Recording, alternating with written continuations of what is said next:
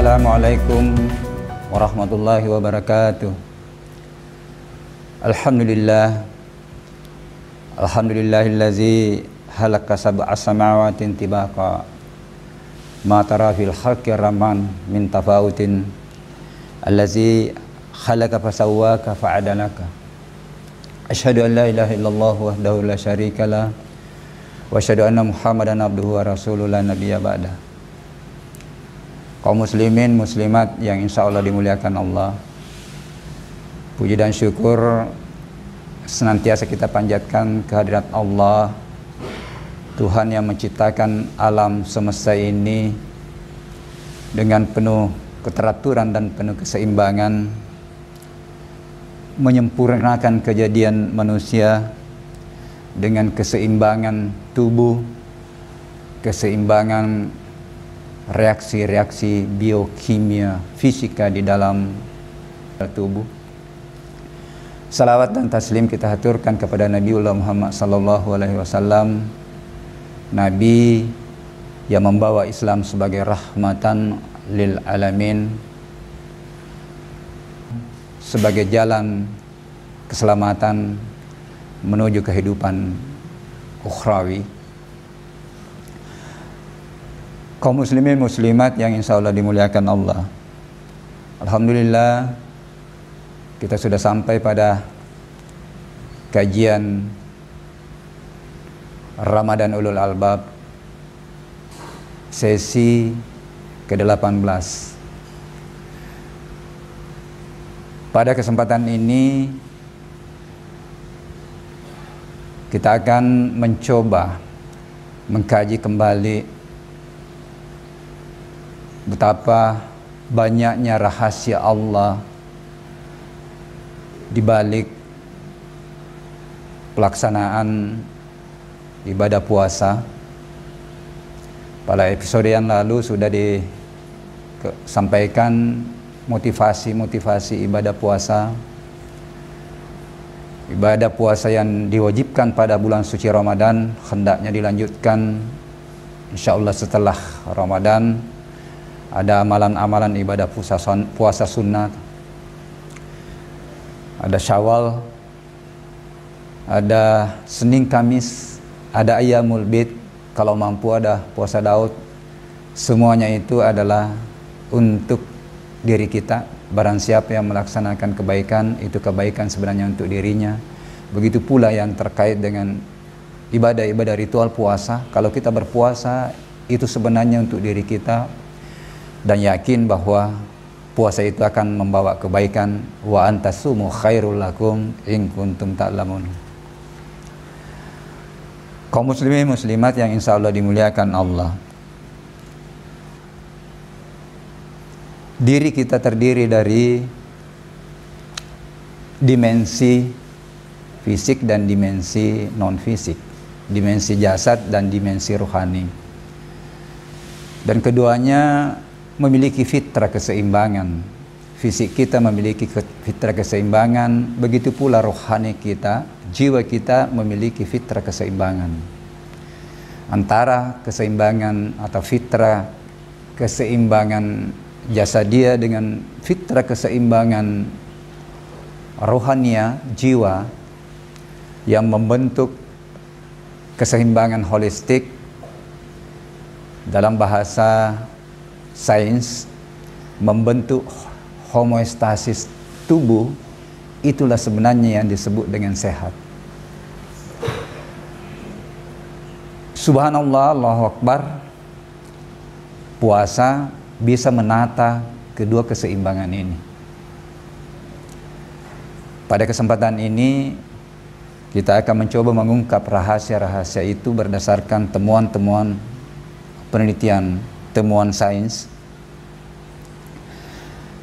Yang pertama yang terkait dengan keseimbangan fisik, itu sudah banyak terungkap bahwa pada saat kita melaksanakan puasa itu sebenarnya terjadi proses detoksifikasi racun-racun atau sampah-sampah metabolisme di dalam tubuh yang bisa kembali bagaimana menyeimbangkan reaksi-reaksi metabolisme itu untuk menuju pada keseimbangan holistik.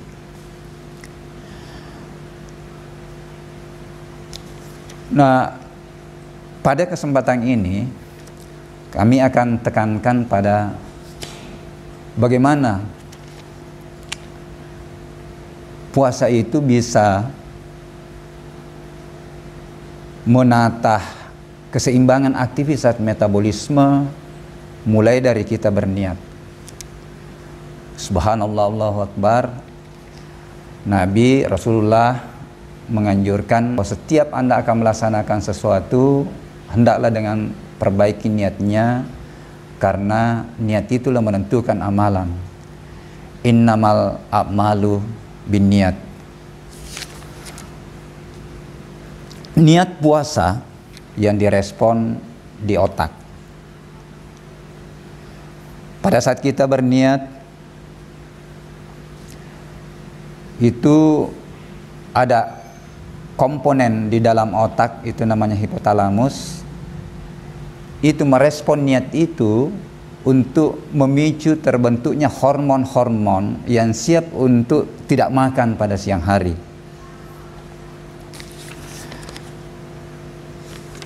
Terbentuk ada endorfin,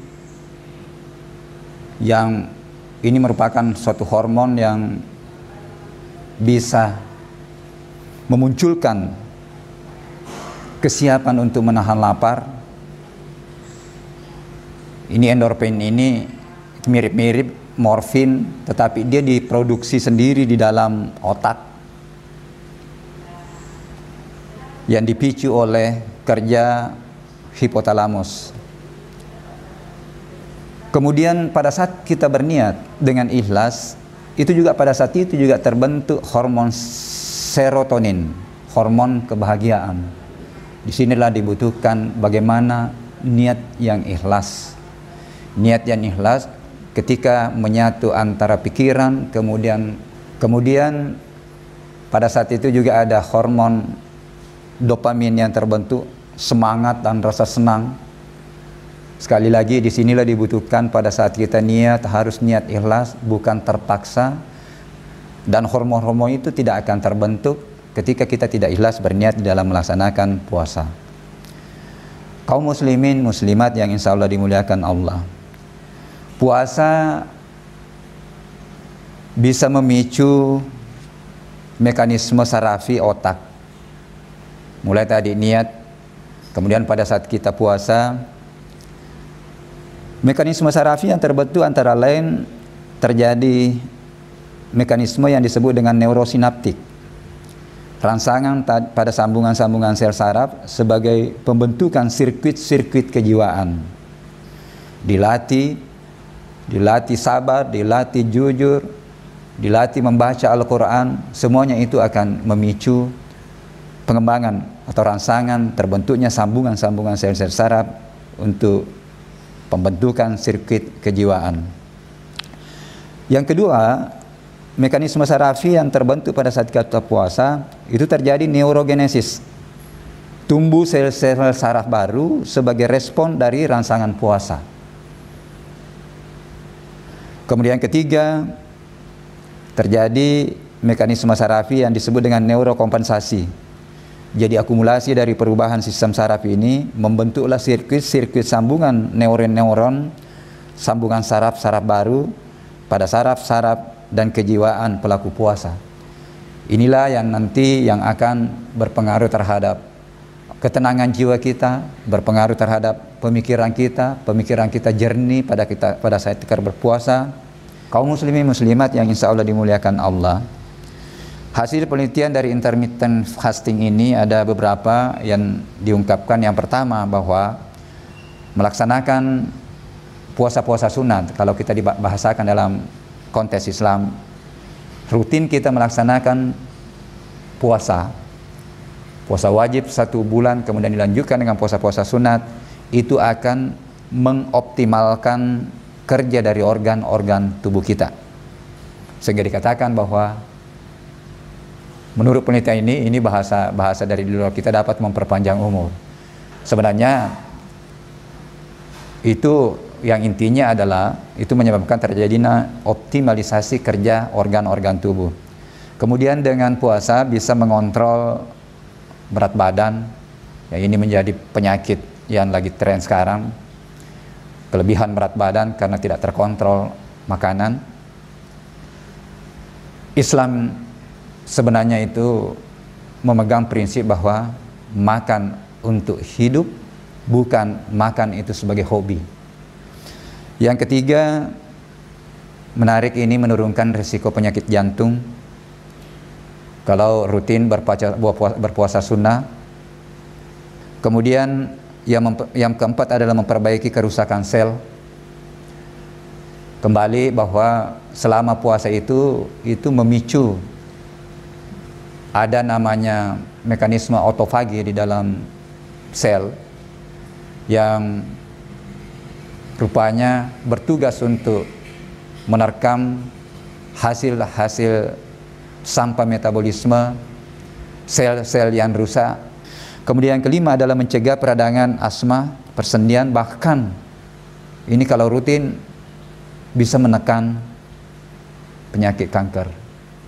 Kemudian yang keenam adalah dengan puasa secara rutin itu bisa meningkatkan human growth hormon di dalam tubuh, sehingga ini menurut hasil penelitian ini bahwa kalau rutin orang puasa itu dia bisa kelihatannya cerah, kemudian permajaan sel-sel tubuhnya itu berjalan secara optimal, sehingga kelihatannya orang yang rutin melaksanakan puasa sunnah bisa kelihatan awet muda dalam tanda petik.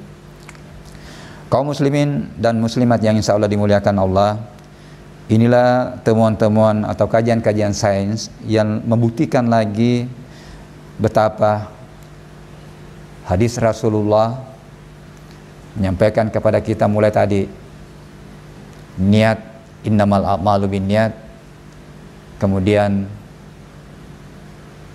sumu tasihu, berpuasalah supaya kamu sehat, dan dijelaskan dalam firman Allah, wa antasumu khairul lakum in kuntum ta'lamun, berpuasalah dan itu pasti baik bagimu. Saya kira itu yang perlu saya sampaikan, yang mudah-mudahan kita bisa mempraktekkan dalam kehidupan kita. Insya Allah kalau panjang umur, setelah selesai ibadah puasa Ramadan yang diwajibkan, dilanjutkan dengan 6 hari di bulan Syawal. Setelah itu kita lanjutkan lagi dengan puasa Senin Kamis, puasa Ayyamul Bid. Kalau mampu puasa Daud, insya Allah dengan kita rutin melakukan itu kita akan mendapatkan pahala, kebaikan, sekaligus mendapatkan, saya kira itu mudah-mudahan ada manfaatnya. Mohon maaf atas segala kekurangannya. Wallahu muwafiq ila aqwamit thariq. Wassalamualaikum warahmatullahi wabarakatuh.